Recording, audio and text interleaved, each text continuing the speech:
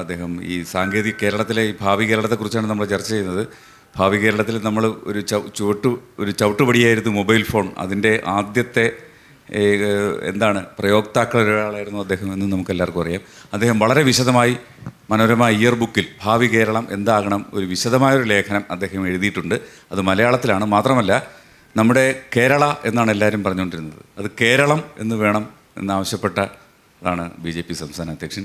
അതിപ്പോൾ കേരളം എന്നാക്കിയിട്ടുണ്ട്. അതിൽ നമുക്ക് തുടങ്ങാം. അതെ, അതിൽ നമ്മുടെ ഒരു ഐഡൻറ്റിറ്റിയുടെ ഭാഗമായിരുന്നു. ശരിയാണ്. അത് ഒരു സന്തോഷകരമായ ദിവസമാണ്. കാരണം ഇത് ഞങ്ങൾ റിക്വസ്റ്റ് ചെയ്തിട്ട് 2 മാസമായി. അപ്പോൾ ഇന്ന് ക്യാബിനറ്റ് അപ്രൂവ് ചെയ്തു. അല്ല, കേരളം ആണല്ലോ നമ്മളുടെ സോൾ. നമ്മൾ സംസ്കാരവും ചരിത്രവും എല്ലാം അതിനെക്കുറിച്ച് സംസാരിക്കുന്നുണ്ട്. അപ്പോൾ ഒരു പഴയൊരു കൾച്ചറാണ് നമ്മളുടെ. അപ്പോൾ അതിനെ റെപ്രസെൻറ്റ് ചെയ്യുന്ന ഏറ്റവും ഒരു അപ്രോപ്രിയേറ്റ് പേരാണ് കേരളം.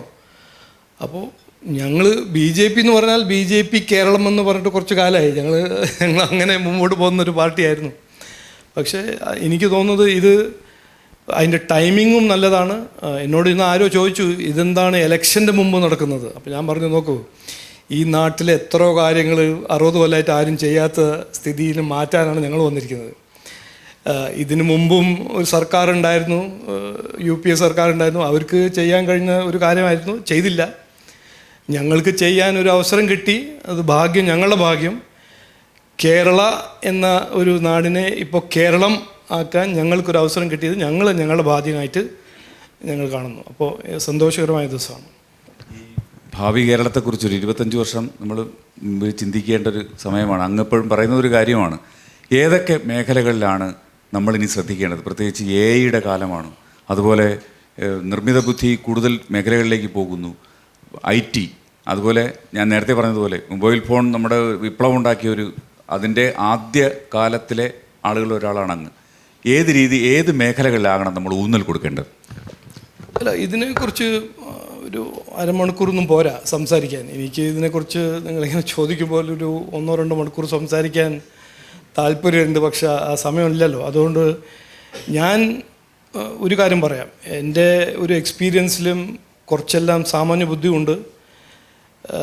ഞാൻ കൊച്ചിയിലൊരു ലുലുവിൻ്റെ IT ടവറിൻ്റെ ഇനോഗ്രേഷന് പോയപ്പോൾ അവിടെ സംസാരിക്കാൻ ഒരു അവസരം കിട്ടി. ഞാൻ അവിടെ പറഞ്ഞതാണ്, അത് ഒരു പോളിറ്റിക്സ് ആയിട്ട് പറഞ്ഞതല്ല.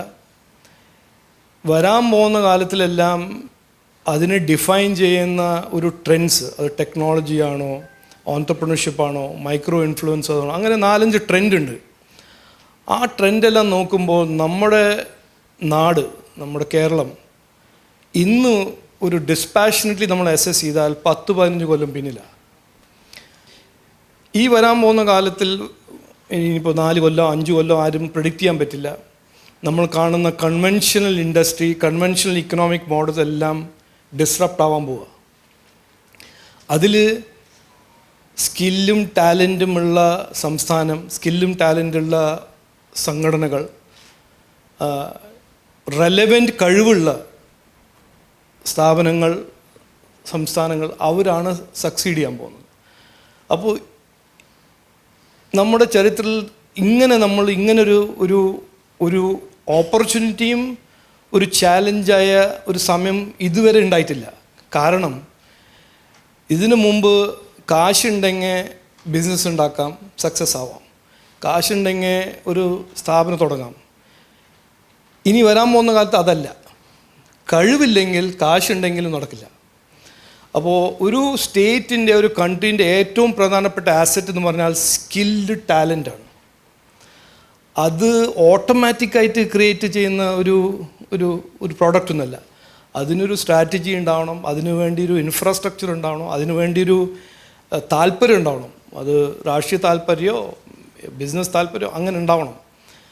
More than any time in the history of mankind, ഇതൊരു കോട്ടാണ്, talented people and talented organization will determine the future of a state and a country.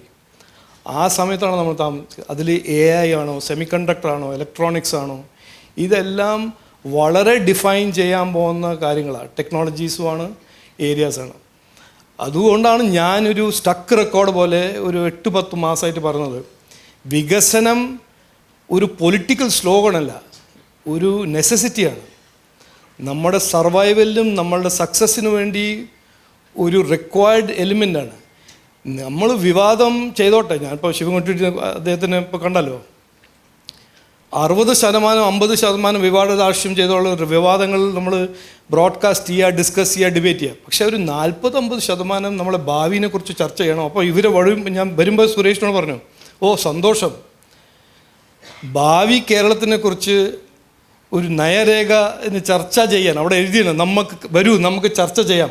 അതാണ് ഞാനും പറഞ്ഞത്. ഈ ചർച്ച നടക്കണം. നമ്മളെ ഭാവി എന്താവണം, ആ ഭാവിയെ തീരുമാനിക്കുന്ന ട്രെൻഡ്സിൽ അതിനു വേണ്ടി നമ്മൾ എന്ത് ചെയ്യണം. ഇതിപ്പോൾ നമ്മൾ ചെയ്തില്ലെങ്കിൽ നോക്കൂ, എന്തുകൊണ്ടാണ് ആന്ധ്രാപ്രദേശിൽ ഗൂഗിൾ ഒരു $5 ബില്യൺ ഒരു AI ക്ലൗഡ് ഇൻഫ്രാസ്ട്രക്ചർ ഉണ്ടാക്കുന്നത്? കാരണം അവിടുത്തെ അവസ്ഥ, സാഹചര്യം, അവിടുത്തെ പൊളിറ്റിക്കൽ ലീഡർഷിപ്പിൻ്റെ വിഷൻ. ഞാൻ ഇന്നും പറഞ്ഞ് അവിടുത്തെ കുട്ടികൾക്ക് അത് ഏറ്റവും ഡിഫൈനിങ് ഒരു ഇൻവെസ്റ്റ്മെൻ്റ് ആയിട്ട് മാറും. എന്നിട്ട് അത് നമുക്കും കിട്ടണം എന്നാണ് എൻ്റെ ഒരു ആഗ്രഹം, ഞങ്ങളെല്ലാവരും ആഗ്രഹം. അപ്പോൾ ഇന്ന് ഈ ചർച്ച ചെയ്യുമ്പോൾ പോളിറ്റിക്സ് എല്ലാം മാറ്റി വയ്ക്കൂ. ഓക്കെ, അത് നമ്മൾ മത്സരിക്കും, ജയിക്കും, തോൽക്കും.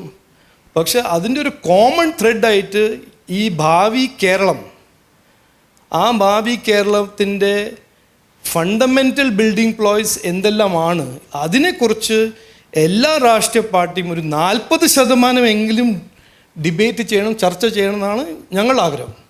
ബാക്കി 60% നിങ്ങൾ തെറി പറഞ്ഞോളൂ, എന്ത് വേണമെങ്കിൽ ചെയ്തോളൂ, നോ ഇഷ്യൂ. എനിക്ക് മലയാളം അറിയില്ല, എൻ്റെ മുണ്ട് കൊടുക്കാറില്ല, നോ ഇഷ്യൂ, അതെല്ലാം ഞാൻ റെഡിയാണ്.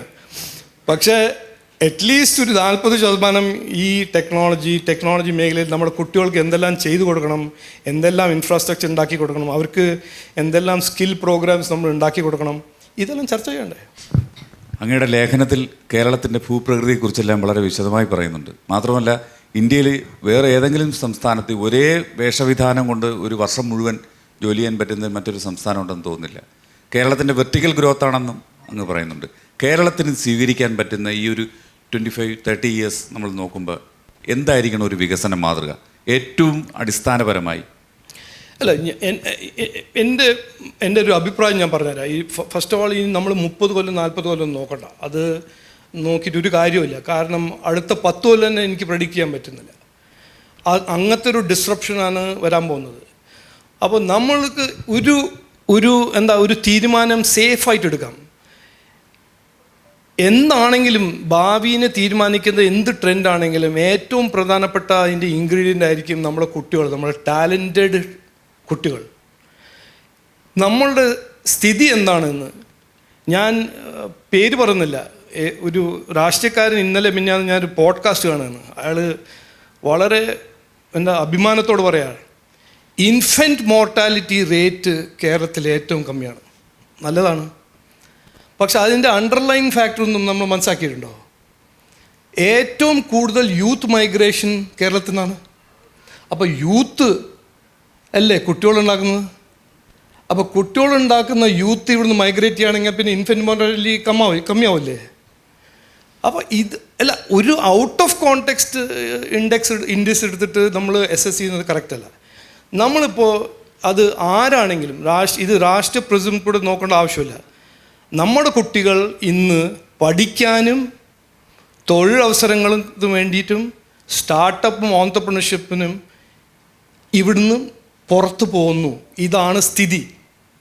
ഇതിനെ മാറ്റിയില്ലെങ്കിൽ 10 കൊല്ലം വിടൂ, 20-30 കൊല്ലം വിട്ടോളൂ, 5 കൊല്ലം നിങ്ങൾ പ്രെഡിക്റ്റ് ചെയ്യാൻ പറ്റില്ല, നമുക്ക് പ്രെഡിക്റ്റ് ചെയ്യാൻ പറ്റില്ല. നമ്മൾ പിടിച്ചു വെക്കേണ്ടത് ഇവിടുത്തെ റെയർ എർത്തല്ല, ഇവിടുത്തെ റെയർ ടാലൻ്റാണ്.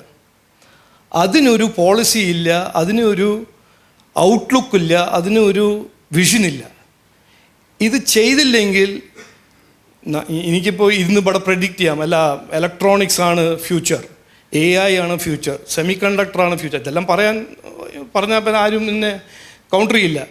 പക്ഷേ എന്താണെങ്കിലും അതിൻ്റെ ഏറ്റവും പ്രധാനപ്പെട്ട റോ മെറ്റീരിയൽ, സക്സസ്സും ഫെയിലിയർ ഡിറ്റർമിൻ ചെയ്യുന്ന റോ മെറ്റീരിയലാണ് നമ്മുടെ സ്കിൽഡ് ടാലൻറ്റ്, നമ്മുടെ കുട്ടികൾ. അവർക്ക് വേണ്ടി സ്കൂളുകൾ നമ്മൾ നന്നാക്കുന്നുണ്ടോ? സ്കൂളുകളിൽ ലാബ്സ് നന്നാക്കുന്നുണ്ടോ? കോളേജസിൽ പഠിക്കാൻ ഒരു എൻവയറമെൻറ്റ് ക്രിയേറ്റ് ചെയ്യുന്നുണ്ടോ? അവിടെ ലഹരിയും വയലൻസ് ആണോ പ്രധാനം? പഠിക്കാൻ ലാബ്സ് ആണോ? ഇതെല്ലാം നമ്മൾ ഇപ്പോഴാണ് ചർച്ച ചെയ്യേണ്ടത്. ഇനിയിപ്പോൾ 5 കൊല്ലം കഴിഞ്ഞിട്ട് ഈ ട്രെയിനെല്ലാം വിട്ടുപോയിട്ട് അപ്പം ചർച്ച ചെയ്തിട്ട് കാര്യമില്ല. അപ്പോൾ സാധ്യതയുണ്ട്, പക്ഷേ സാധ്യതയെ യാഥാർത്ഥ്യമാക്കാൻ അതൊരു ഓട്ടോ പൈലറ്റും ഓട്ടോമാറ്റിക്കായിട്ട് നടക്കില്ല. കുറച്ചൊരു മാറ്റം കൊണ്ടുവരണം. അതുകൊണ്ടാണ് ഞാനും പറഞ്ഞത് മാറ്റം വേണം. ഒരു പൊളിറ്റിക്കൽ ഔട്ട്ലുക്കിൽ മാറ്റം വേണം, ലീഡർഷിപ്പിൽ മാറ്റം വേണം, നമ്മളെ പ്രയോറിറ്റീസിൽ മാറ്റം വേണം. ഈ ബ്രെയിൻ ഡ്രെയിൻ അങ്ങ് പറഞ്ഞു, യൂത്ത് ധാരാളമായി കേരളത്തിൽ നിന്ന് വിട്ടുപോകുന്നു, അവർ മൈഗ്രേഷൻ വരുന്നു. പക്ഷേ ഇന്ന് ഉടനീളം രാവിലത്തെ ചർച്ചകളിലും എല്ലാം വന്നതാണ്, അവർ പോയിട്ട് എന്തെങ്കിലും ഒരു ജീവിതത്തിൻ്റെ ഒരു മാർഗ്ഗം ഉണ്ടാക്കി തിരികെ വരികയല്ല, അവരിങ്ങോട്ട് വരുന്നേയില്ല. അവരവിടെ വിദേശ രാജ്യങ്ങളിൽ തന്നെ സെറ്റിൽ ചെയ്യണം. അല്ല, നമ്മളൊന്ന് ഒരു കോമൺ സെൻസോടൊന്ന് ചോദിച്ചു നോക്കുക, എന്തിനു വരും? എന്താണ് അവർ ഇൻസെൻറ്റീവ്? അമ്മമാരുണ്ട്, അച്ഛന്മാരുണ്ട്, അവരെ കാണാൻ വരും. അവർ 2 മാസത്തിലും കണ്ടുപോകും. അവർക്ക് ഇവിടെ കരിയർ അല്ല. ഞാനൊരു ബിസിനസ് ഇവിടെ ആദ്യത്തെ മൊബൈൽ ഫോൺ ബിസിനസ് തുടങ്ങിയ ആളാണ്. എനിക്ക് ഇന്നും ഓർമ്മയുണ്ട്. ഇപ്പം നടന്ന കാര്യമൊന്നുമല്ല. അന്ന് മുഖ്യമന്ത്രിൻ്റെ പേര് പറയുന്നില്ല, ആ മുഖ്യമന്ത്രിയോട് ഞാൻ അമേരിക്കയിൽ നിന്ന് വന്ന് 3 കൊല്ലമായിരുന്നു ഇന്ത്യയിൽ. ഞാൻ ഒരു വലിയ state of the art cellular network തുടങ്ങുന്നു, താങ്കളൊന്ന് വന്ന് ഇനോഗ്രേറ്റ് ചെയ്യണം. കാരണം തമിഴ്നാട്ടിൽ ജയലളിത വന്നത് ഇനോഗ്രേറ്റ് ചെയ്തു. എനിക്ക് ഇന്നും ഓർമ്മയുണ്ട്. അത് പറഞ്ഞു, ഓ ഇത് പ്രൈവറ്റ് കമ്പനിയല്ലേ, അത് ഞാനിങ്ങനെ വന്ന് ഇനോഗ്രേറ്റ് ചെയ്യും. അപ്പോൾ ആ ഒരു എന്താ പറയുക, ഒരു ഔട്ട്ലുക്ക് മാനസികതയാണ് ഇത്. പ്രൈവറ്റ് എൻ്റർപ്രൈസിനെ എൻകറേജ് ചെയ്യാൻ താല്പര്യം ഇല്ലെങ്കിൽ ഇതായിരിക്കും സ്ഥിതി. 100 രൂപ റവന്യൂ വരുന്ന ഈ സംസ്ഥാനത്തിൽ 92.5% പോകുന്നത് കടം കൊടുക്കാനും പലിശ കൊടുക്കാനും ക്ഷേമ പദ്ധതി കൊടുക്കാനും. എന്നിട്ടാണ് നമ്മൾ വികസനം സൃഷ്ടിക്കാൻ നടക്കുന്നത്. ഇതെല്ലാം നമ്മൾ മനസ്സിലാക്കി അടുത്ത ഭാവി കേരളം എന്ന് പറയുമ്പോൾ ഈ സ്റ്റേറ്റസ് കോ ഭാവി കേരളമല്ല നമ്മൾ വേണ്ടത്. ഒരു പുതിയ ഒരു ഔട്ട്ലുക്ക്, വികസിത കേരളം നമ്മുടെ ഒരു കാഴ്ചപ്പാടും അതിൻ്റെ ലക്ഷ്യമാണെന്നും പറഞ്ഞ് അതിനുവേണ്ടി എന്തെല്ലാം ചെയ്യണം അതിൻ്റെ ഒരു തീരുമാനം ഉണ്ടാവണം, അത് ചെയ്യണം. അല്ലെങ്കിൽ നടക്കില്ല. വിത്ത് യുവർ പെർമിഷൻ നമ്മൾ 1-2 ചോദ്യങ്ങൾ എടുക്കുക. അദ്ദേഹം തിരക്കാണ്, അപ്പോൾ ഞാൻ എൻ്റെ ചോദ്യങ്ങൾ ചുരുക്കിയിട്ട്.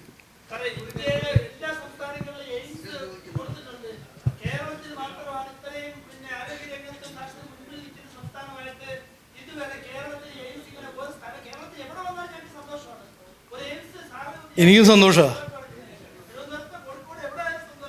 അത് ഞങ്ങൾക്ക് വോട്ട് തന്ന് ഞങ്ങൾ സർക്കാരിൽ വന്നാൽ എയിംസ് വരും, പേടിക്കണ്ട.